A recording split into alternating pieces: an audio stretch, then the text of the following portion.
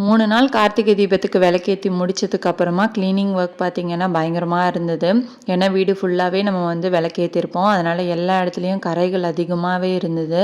So எல்லா இடமும் clean பண்ணிடலாம் அப்படின்னு சொல்லிட்டு தான் வந்து கிட்டத்தட்ட ஒரு 3 மணி நேரம் கிட்ட இந்த கிளீனிங் ஒர்க்கை பண்ணியிருப்பேன்.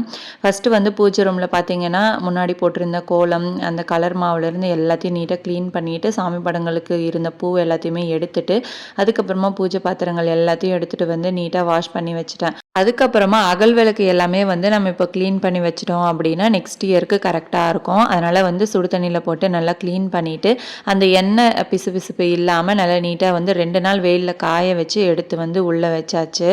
ஃபைனலாக வந்து பார்த்திங்கன்னா இந்த மாதிரி தான் வந்து பூஜை ரொம்ப நீட்டாக க்ளீன் பண்ணி முடிச்சிட்டேன். ஏன்னா மார்கழி வேற வருது.